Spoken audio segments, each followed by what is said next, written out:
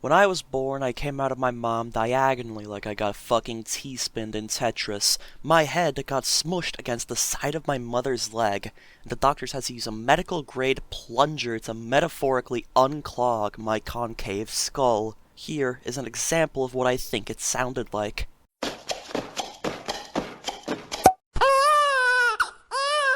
I like to think of this as the origin story of my diagnosed autism. Due to my strange nature of being clinically online and being able to comprehend ASCII graphics, I eventually got dragged into the hole that is traditional roguelikes. And what's more traditional than the abusive granddad itself? Not many games can say they spawned their own genre, especially if it comes from an age where graphics for games were completely optional. This game fits on a floppy disk. If you're unfamiliar with traditional roguelikes, you might be confused as to what you're looking at. Traditional roguelikes are a genre that spawned after the roguelike genre got oversaturated with indie games that didn't feel too connected with the roots of it all. Segregation was attempted at first, but that just became a whole other thing, like black people claiming the N-word. So the group of 4 people that enjoy proper roguelikes spawned their own genre: traditional roguelikes. These usually stick to the classic game style: maximum brutality, turn-based, permadeath, procedurally generated, and the cherry on top, graphics are not only discouraged, but not having them is rewarded. Where ASCII graphics were used originally to fit a game onto the floppy disk, these days it's used to be able to break the mold on what you can do. The removal of unnecessary graphics like player sprites and floor textures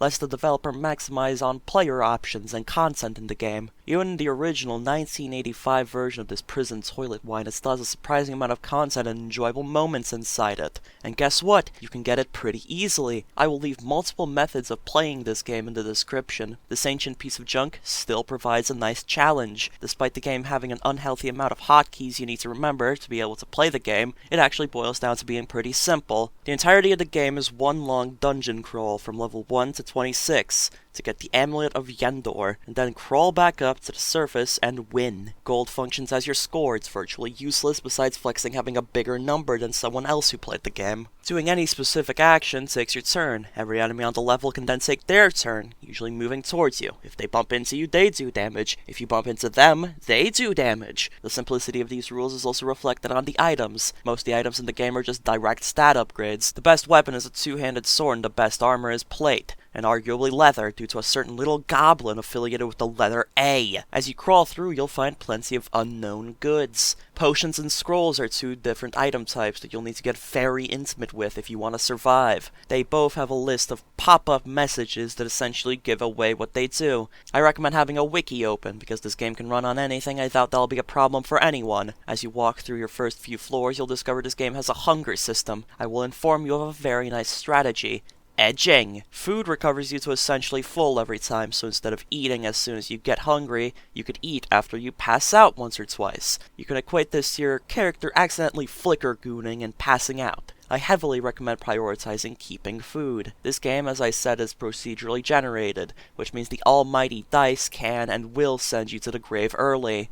As I described earlier, combat is a part of this game. The enemy variety is there, but it's nothing to be amazed by. It's akin to something like Minecraft, where the variety isn't intense, but the stuff there is unique enough to care about. Here's a few staple ones you need to watch out for unless you want to become another statistic on your lonely leaderboard. Aquators are absolute assholes, and the gremlins I talked about a few sentences ago. They rust your armor if they hate you, but good news, they can't do shit to you if you strip down right in front of them. The naked man doesn't fear a pickpocket, nor an aquator. Or just use leather, because that can't rust.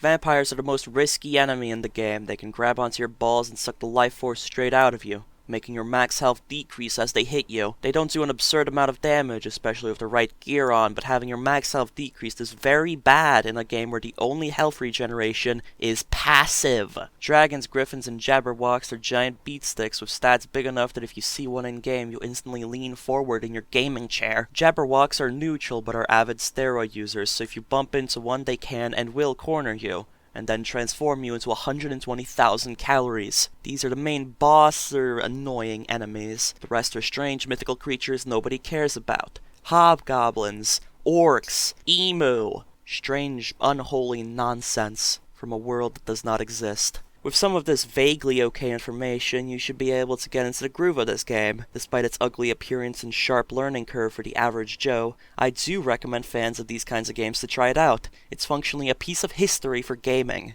I give this game a questionable rating because this game does show its age. There are loads of modern roguelikes that are essentially direct upgrades to it, but the charm is there, and it's essentially free unless you want to pay the Gabe tax. On other news, my village's Baba fucked up my fade. So to recover and fund my healthy addiction to digital products, I've decided to make a Ko-fi page. If you want to support my work and have me be able to recover from buying the wrong bundle for a game, you can find it in the description. If you enjoyed, subscribe for more stupid stuff on my channel. Stay tuned for me to review Pong.